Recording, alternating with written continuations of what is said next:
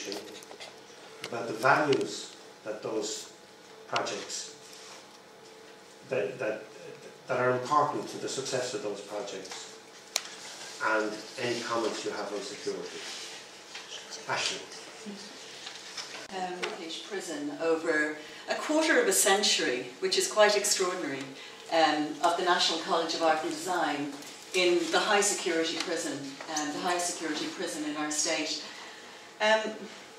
I think in what I've learned a lot. I've learned a lot from all of you as well, but I'll just talk about the things that I'm learning. Because we spoke with some of the people who were involved in this in terms of the school itself in the prison and the head of education. And they described how Brian's project managed to bring in people who they would never have been able to bring in themselves, into the ability to develop relationships of respect, of interest, that the relationship was absolutely fundamental in education, that there couldn't be education without the relationship. And a sense in which the person isn't a prisoner, it's another adult learner, who will also engage in a dialogue through which to work for somebody, but to try to discover what might interest or impassion the other person. And it'll be very different for different people. And I think it's diversity of people that I think is extraordinary within the prison. Not only in terms of interests, in terms of levels of education. I don't think you find a more diverse educational environment. And I suppose I've tried to learn from that in terms of my own work of doing philosophy, which is very much peer-led. The group decides the questions. It's informal and it's formal, so they're introduced to the tradition, to the texts. And we try to create a space in which we can disagree with one another, that we don't have to agree, that education is about dissent in many ways. So those are the projects that, I mean, for me, it's so important to bring philosophy outside the prison. For philosophy and art, there are no right answers, you know, so you're never going to fail, you know, but you can explore things in more, you know, at a more superficial level or at a deeper level. And I remember one of the men, which I thought was really significant, said, he said, I gave him a conscience. Okay. As you all have seen, our prison, Vala prison, is a small prison compared to the prison we see these days. And the sentences are very short. But even though our inmates, our students, talk about the importance of being treated like a normal person, to be able to go on the train every day to meet people, to respect them and want to help them in all the best ways, is important for the self-esteem. And our philosophy at the school is to see each student, see what is your needs, what is your capacity, what are your qualities, and to build upon those things. So we have made this model where the student is in the middle, and we want to treat him with respect. We want to give him responsibility for his own life, and what's the last one? To care. We want to meet him with care. And the house, as you have seen, is like a home, and environment help us to meet the students in the way we want to meet them. What else?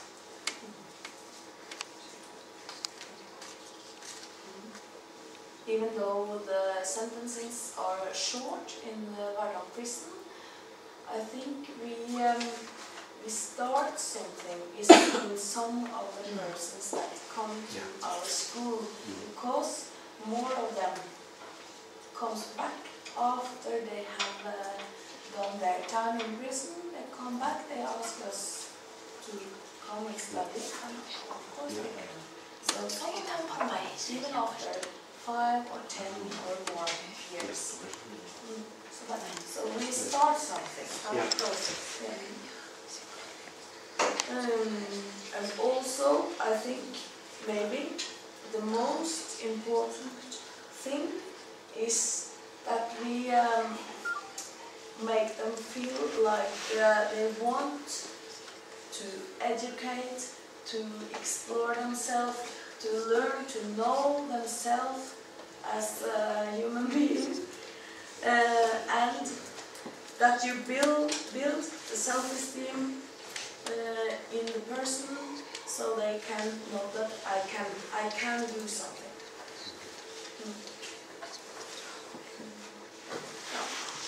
For us in the project, it is very, very good to see that we are more persons, more Overlands. We think the same way about these things. I like the thinking of the director in the prison.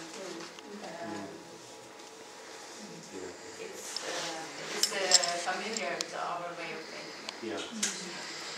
I would like to respond to you and say that you provide a really important element in that your institution is, it's what your institution is. It's small, it deals with very short-term prisoners, but it's not confused with many other long-term and different types. It's taking one aspect of our business and putting it under a microscope and showing it in its entirety. And that's what happened when we went to Norway. And we can then compare how we deal with short-term prisoners in my institution by using the template that you have created. So within the terms of our report, just like in Italy shows how it's done outside the prison, you show how it's done with this short-term prisoner. And it really makes our job easier.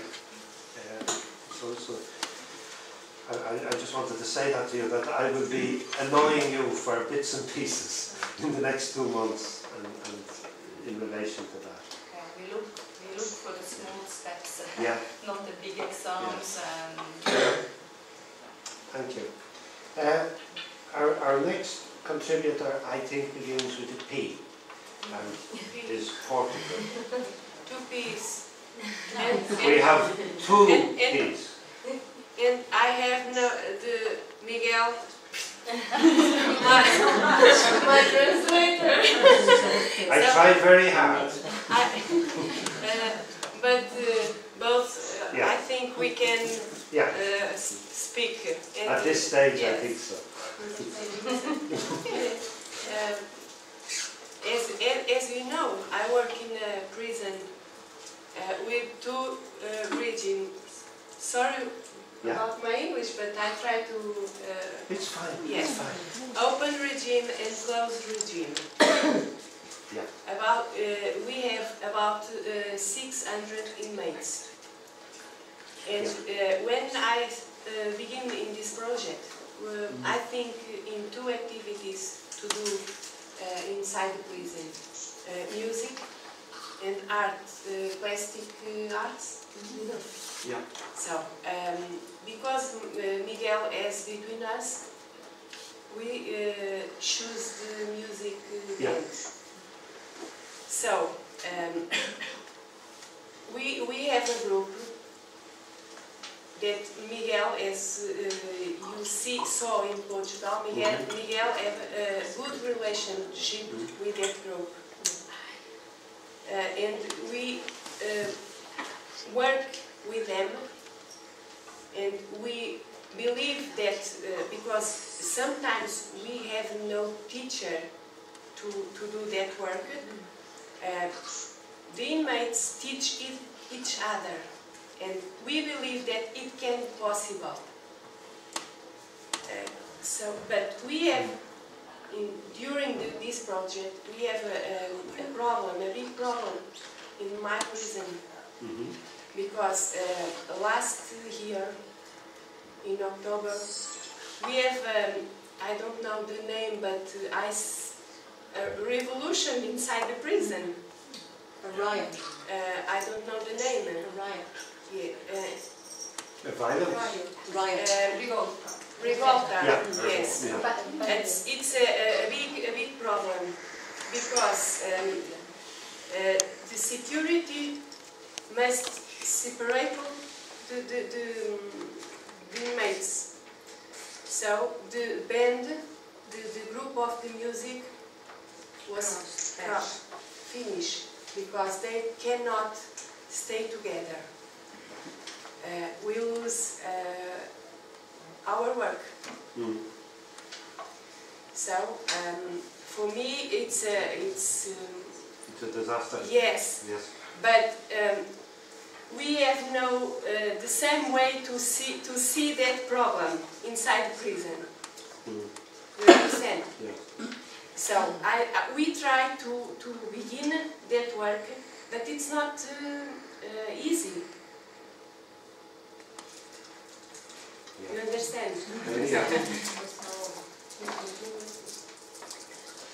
I make a Yeah, no, I mean, you know, one wouldn't wish a riot or a revolt on anybody in this room. You wouldn't wish it. But on the other hand, as Radu pointed out today, these are prisons. And these things happen in prisons. And it's okay in one way that it happens in one of our prisons. So now we can confront and look at it. Look at how it was dealt with. Look at what other way we could deal with it. But, you know, we don't live in an ideal environment. The idea that Aisling was speaking about was when the history of my prison was that there were fights every day for at least 5 years between the IRA and the prison officers. And the IRA don't stop, and the prison officers don't stop. And every day they fought. And then they had to stop. They had to find a way to stop. And when they did stop, it created the space for teachers to come in, and subsequently drama and art, music. And in the end, it was a complete socialisation and no violence. And the officers speak about this more than the IRA. So it's what you're describing, we have history of, you know, and I'm just glad. I'm both sorry and glad. I have obviously experienced. I hope we can begin it. Yeah. Yeah.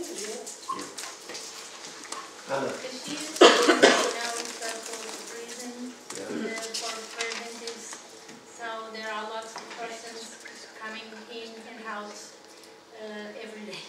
Yeah. In last year we had 3,000 new people in